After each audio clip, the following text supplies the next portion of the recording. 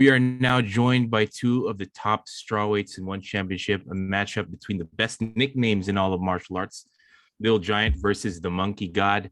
This is going to be an epic one. Number one ranked contender Bokang Masunyane takes the number two ranked Jared Brooks. The winner gets a shot at reigning one strawweight world champion Joshua Pasio. Can't wait for this one. Let's start with you, Jared. Jared, you came into this promotion like a freight train, intense, high octane, and you haven't been shy on the mic, to say the least. How are you feeling right now ahead of this all important fight? Feel really amped up. Ready to go, man. Friday can't come soon enough. How long have you been waiting to face this man? I know when you came to one championship, you started calling out people left and right. Did you know that Bokong was somebody that you would run into sooner or later? To be honest, I thought that he was stuck in South Africa, so thank God that he can actually come and compete again. I know how it is having layovers and layoffs and stuff like that. So yeah, welcome back, man. I'm gonna give you a hard welcome though. Thanks, man.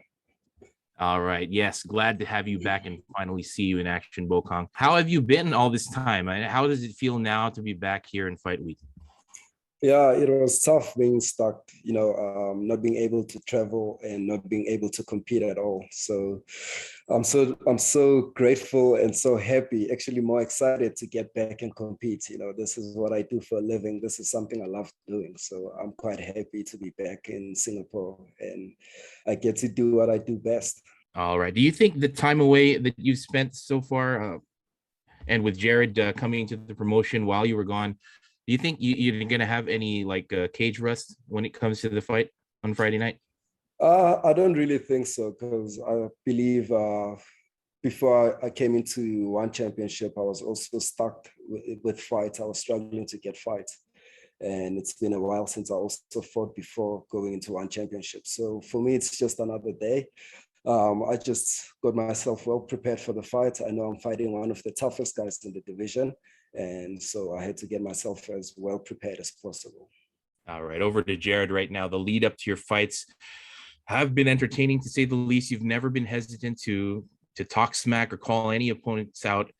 But I would like to know, obviously, the culture in Asia is a little bit different. Has it been difficult trying to get in your opponent's heads, especially if they are a little reluctant to engage in a war of words? I'm just myself at the end of the day. I'm real. So if people they sit and they don't want to talk trash, they don't want to sit there and be real when I'm literally trying to go out and kill somebody and they shy away from it. So yeah, I'm not too reluctant on not talking trash because that's the way that it is.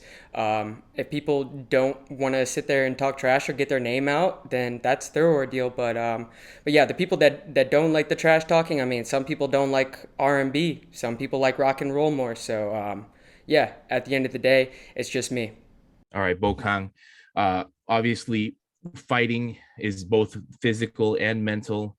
A lot of fighters, try to get under each other's skins, try to get into each other's heads. Is that something that you are accustomed to? Is that something that you shy away from? What's your take on verbal exchanges? Look, it's always different for any fighter leading up to a fight. So my way of getting ready to a fight, I have to be excited to compete. It's something I love doing. So for me, it's using my excitement in order for me to get ready for fights. So like Jared said, it depends on what taste you like doing. So if Jared likes talking trash, that's his way of getting himself ready for fight. And I have nothing to do with that, but I always say I've got respect for anyone that steps into that cage because it takes a lot of courage to just walk in there. So it doesn't matter what type of a fighter you are, but getting onto that cage takes a lot of courage, and I just have mad respect for that. All right, Jared. Obviously, yeah. So he's Jared has talked a lot of trash with guys like Lito Adiwang, and other fighters he's fought. But to you, Bokong, he's actually been very respectful towards you, giving you props. How do you respond to that? Yeah, look, I expected anything from Jared. Sometimes he talks trash, sometimes he's really nice to people, but like I said, that's his personality, you know. That's how he works with people. He knows how to be nice to people. He knows how to talk trash to people. So, either way, I was expecting any side of him to come out, and it is what it is at the end of the day. So, yeah. All right, Jared, let's put it on record, man. What do you think of Bokong as a fighter? Do you think he's a real threat to you? I think Bokong has a lot of great capabilities, and he has shown that throughout his career. He is only 8-0, so he still has some dues to pay, and I'm going to be a hard ticket. But I'm ready for anything that Bokong wants to bring to me. I know that he's a clinch fighter. I know that he likes to push off, kick, stuff like that. I'm ready for whatever you bring to me, man. At the end of the day, this is a kill or be killed sport, and I'm definitely ready to kill. Do you share the same sentiment, Bokong? Do you go in there with this kind of mentality as well? Oh yes. At the end of the day, it's a fight. You know, it's not like we're playing WWE. We actually getting in the cage, and you prepare to fight someone, and someone prepares to fight against you. So, cutting everything else aside, talking business wise, you know, I'm ready for anything. I've worked hard. I've worked out my entire life for those opportunities. So you know, when the cage door closes, then it's all in. You know. All right, you've studied his style, obviously, Jared. What do you think is going to be the difference on Friday night? And he can sit there and say that he's been wrestling, and he got fourth at the Commonwealth Games. Good job. But besides that, bro, I've been wrestling my whole life too, and I have the best wrestling capabilities in one right now. So if you try to get my back, anything like that, I'm gonna come out and I'm gonna go guns blazing. It doesn't matter at the end of the day. But my intentions is very very hard intentions towards Bokang, and yeah, I can sit there and act friendly no matter what, but inside I'm just ready to go. All right, Bokong, Jared joined one championship while you were away, and he's had a few good wins, very impressive performances. What can you say about his performances? What can you say about him as a fighter? What's your opinion of his skill set? Look, he's when I was gone, he was winning a lot of fights, and he's in one of the best promotions for a reason. He's in one championship. He's number 2 ranked, so I know he's one of the best fighters in the world. But I believe I'm also at that stage. I'm the number 1 ranked at the moment, so I believe that my skills will be better than Jared. But of course, it's a fight. Anything can happen, but I'm always prepared for anything. All right, for those who don't know, a lot is at stake in this fight. It's an official one strawweight world title eliminator, meaning the winner will move on to face the champion of the division. In this case, it's Joshua Pasio, who has been dominant over the last few years. Question for Bokong: given the magnitude of this fight, do you feel any pressure at all heading into Friday night? Honestly, I don't feel pressure. It's something I've been doing my entire life, or it's something I've always wanted to be doing. The only pressure I feel, of course, is this is bigger than myself. You know, now I'm fighting for Africa. I'm fighting for a lot of fighters in Africa to be recognized, and that's the pressure I feel behind me, my family and friends. But other than that, it's the excitement I see in them, the fact that they're seeing me compete, and I'm very excited to be back in it.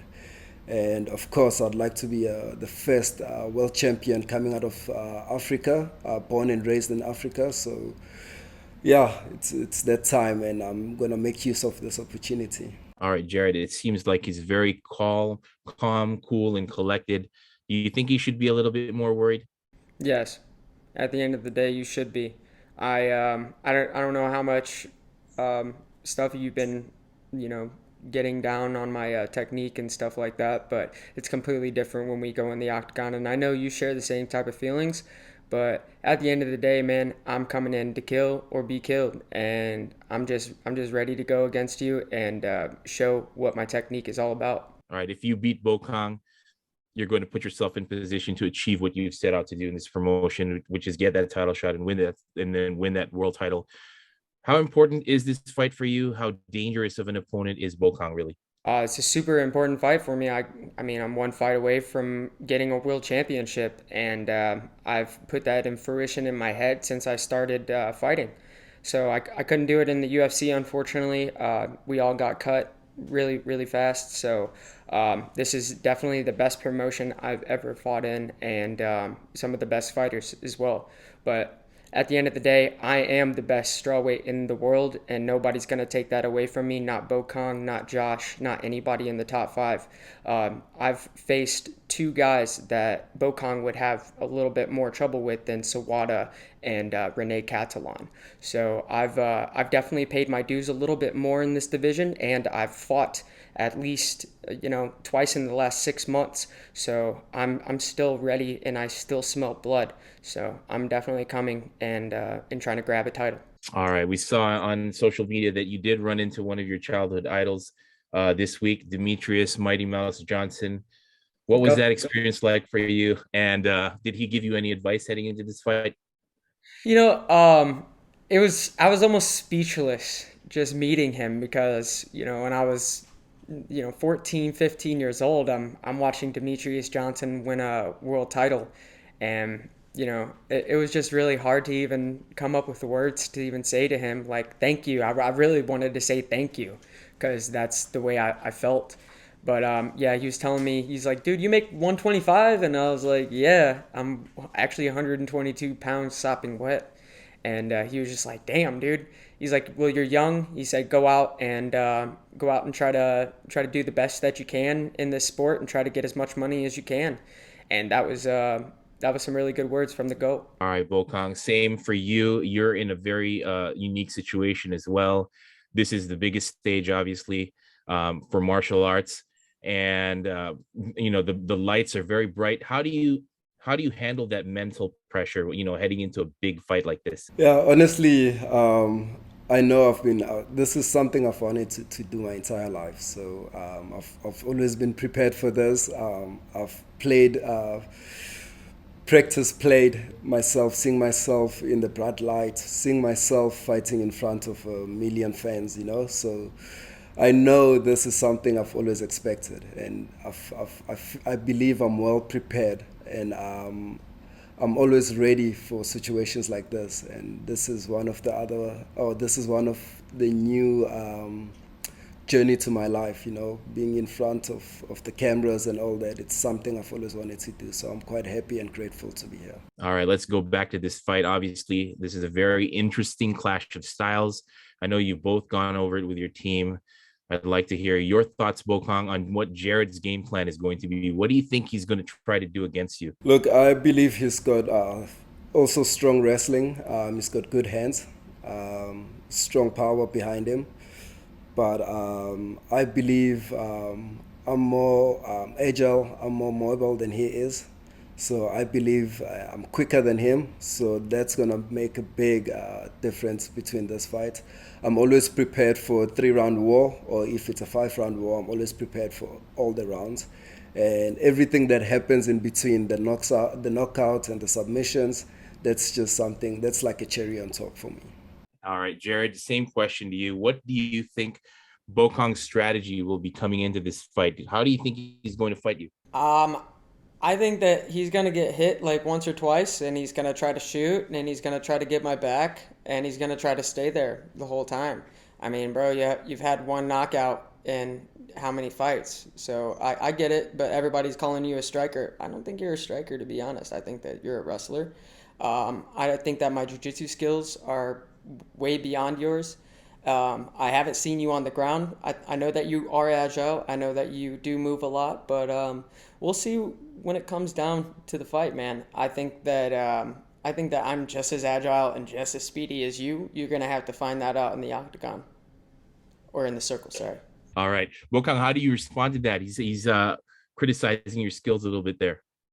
Yeah, look, I enjoy being doubted for my skills, but at the end of the day, it's a fight. I'm here to become a world champion, and at the moment, Jared is the person in front of me from competing for the world title. So I'm ready for him. On the night, we're gonna see who's the better fighter, and may the best man win. This one is expected to produce fireworks. I know both of you will be going for the finish. If it presents itself, Bokong, it's time to call your shot. How does this fight end for you? What's your prediction? I'm prepared for a 3-round war. But anything can happen, you know. I surprised myself with the knockout. I've won by submission before. So, like I said, the knockout submissions and everything else, that's a cherry on top. I always stick to the game plan, and that's going to be for me on Friday. And yeah, I believe this is the potential of becoming a fight of the night. Jared, balls in your court. How does this fight end for you? What's your prediction? I mean, it'd be great if I could get him out of there in the first 30 seconds. But I am prepared for a 3-round war as well. Um, I don't know how his strength and conditioning is right now, but I know that against Sawada that you kind of tired out in the second round, and it was very evident. But I'm coming in prepared, man. It doesn't matter at the end of the day. I think that I could sub you. I think that I could knock you out, or I could grind out a decision. That's for sure. Number 1 ranked strawweight contender Bokang Masunyane versus number 2 ranked Jared Brooks at 156. Fans will definitely not want to miss this tremendous contest and witness 2 warriors battle it out for the next shot at 1 championship gold.